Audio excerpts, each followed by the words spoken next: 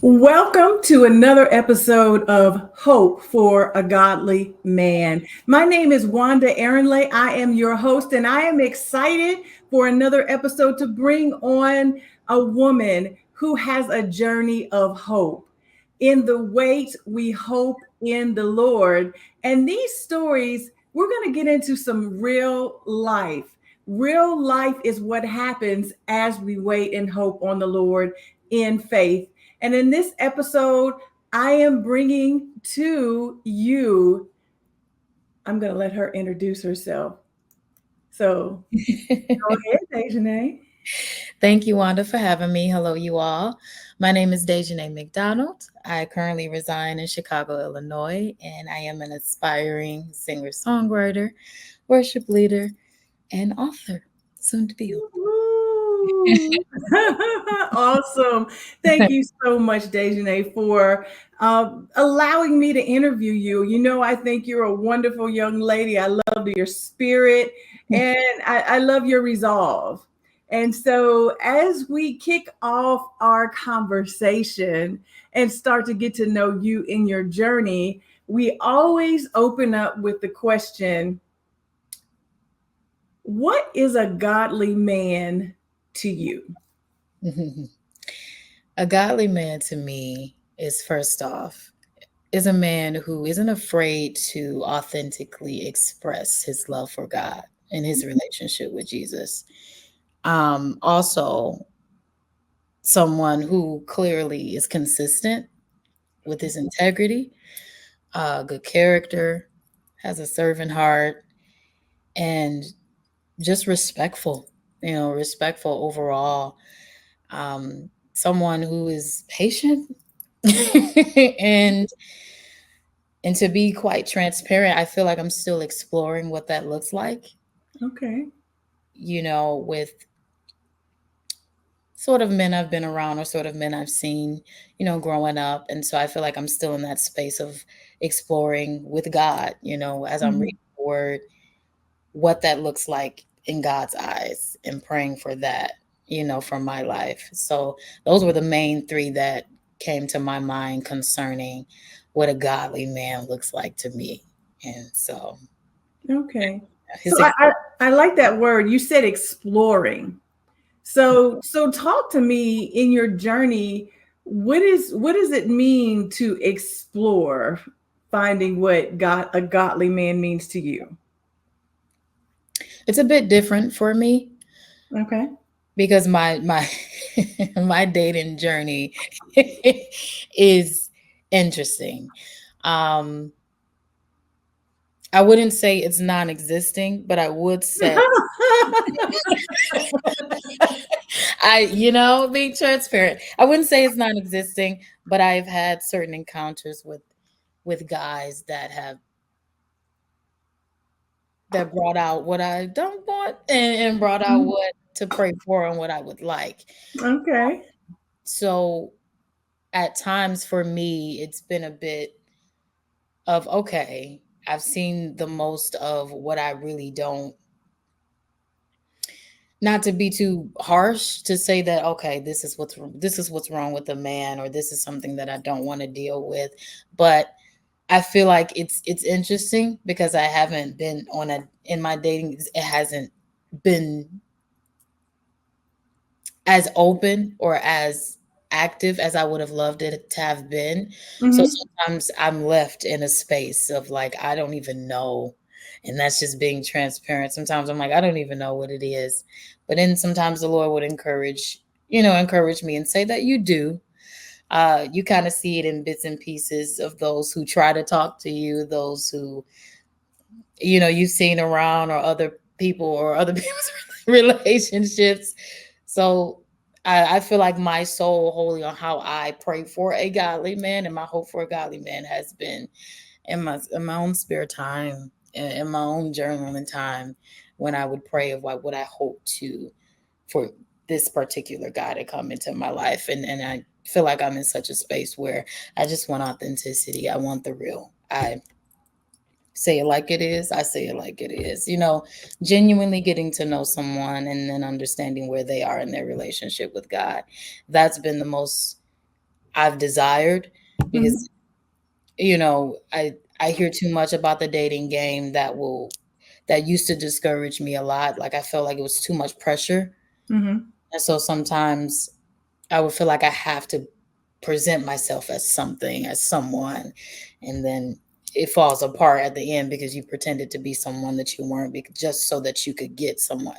It was overwhelming after a while. So now I'm in this space. Hmm. I want authenticity. I want to be able to have a conversation and not be too harsh and be like, "Oh, you don't love God." We'll be able to discern and tell. You know. Okay. So I've heard a couple of things here. One, you said dating or the journey has been at times non-existent, and I think that is fine. I went, before I actually met my husband and started dating him.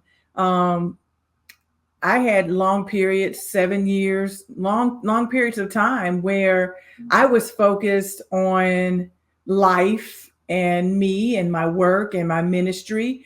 And so, I believe if you talk to other women who are seeking God, you'll find that that's common, right? And Yeah. so that is something that is a theme, right? That there are periods where you're getting to know you, getting to know life and what things are supposed to look like. But what I also heard was you said you want authenticity, and so I just want to be clear.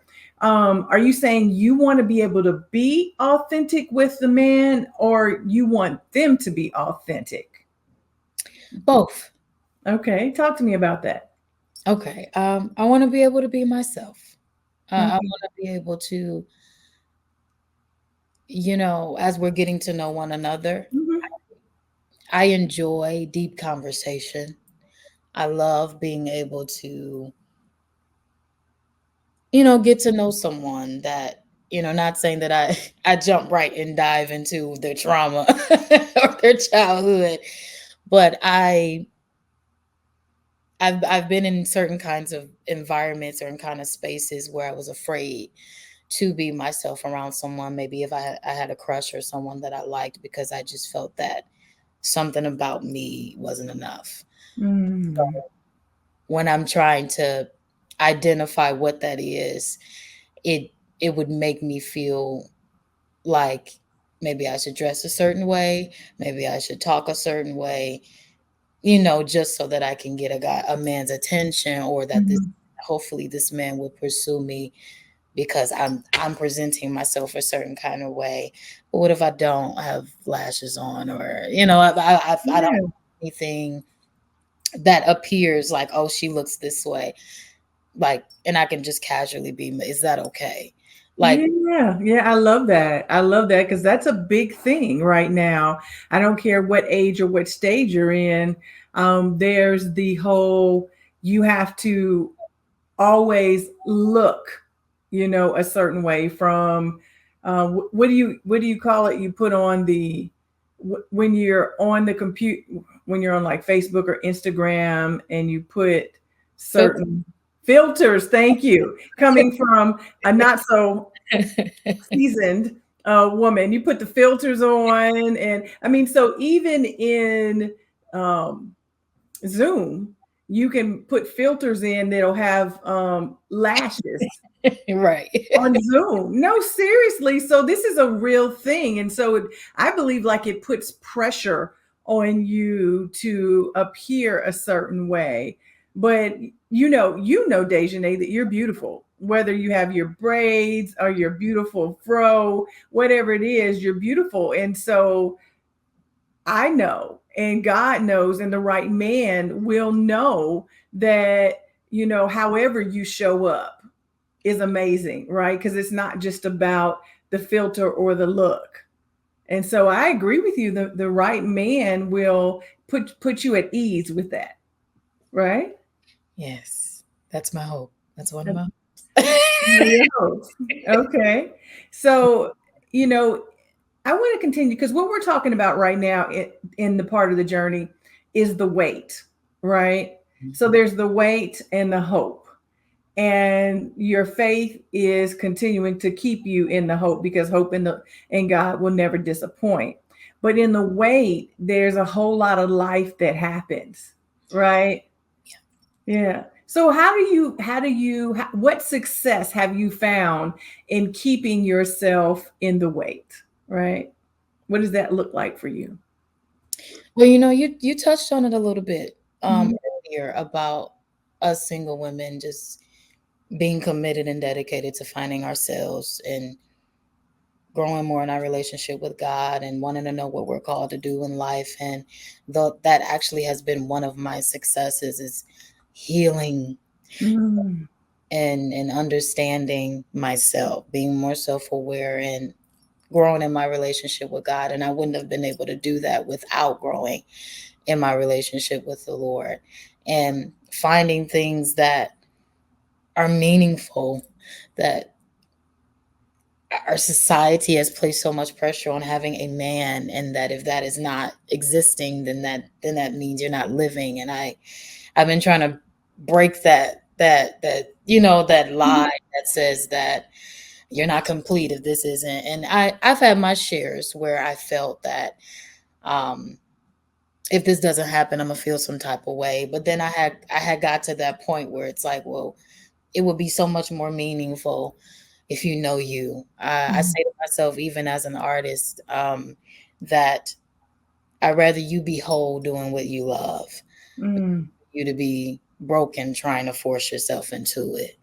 So I found my success in do you even know who Desjane is before someone else wants to come and say, I Mhm. want Mhm. to know you and know you.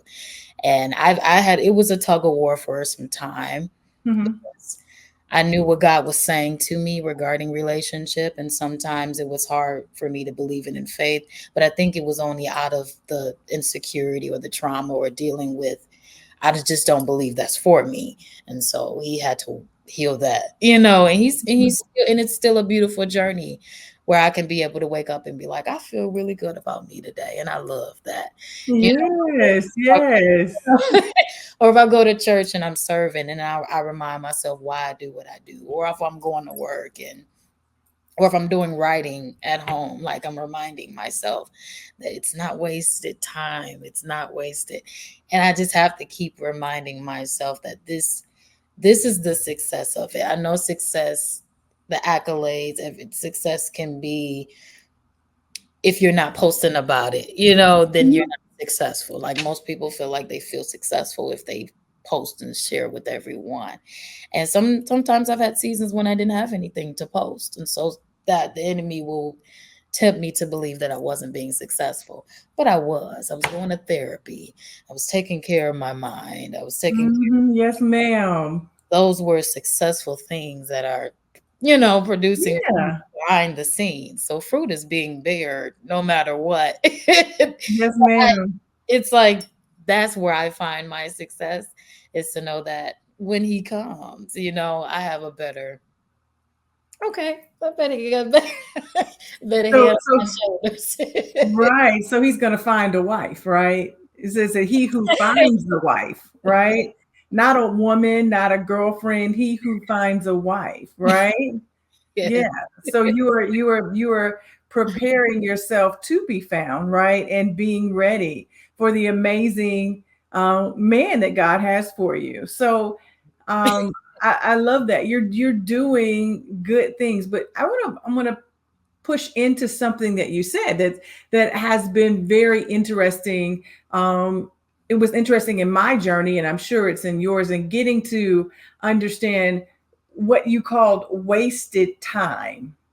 The idea that the world says what success looks like, what you post, what you should be doing, and how we have to renew our minds, right?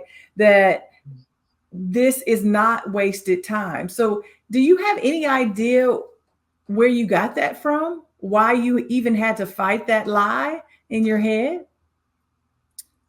Where the lie came from or Yeah, where what is influencing you to think the time that you're taking that's not dating or not with a man is wasted time? social media. Okay. Uh-huh. Um, peers and social media. I think now that, um, by the way, I am 29, so just so that the viewers and to understand the kind of generation, and our thought processes I sometimes. didn't realize you were that old. I'm still putting you back around 25, 26, Desjane. Yeah. Yeah, so and I only mentioned that because of just the generations and just kind of the ways we were unfortunately wired to think without Mm-hmm, even mm-hmm. paying attention to it. For sharing that. Yeah.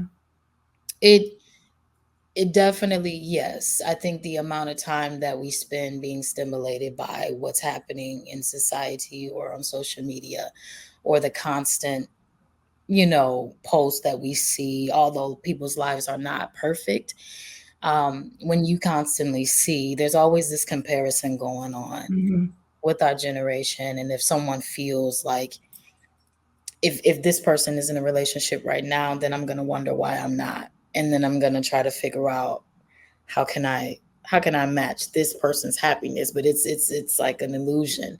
How do mm-hmm, you know if that person is happy with what they're doing, and what they're mm-hmm, posting?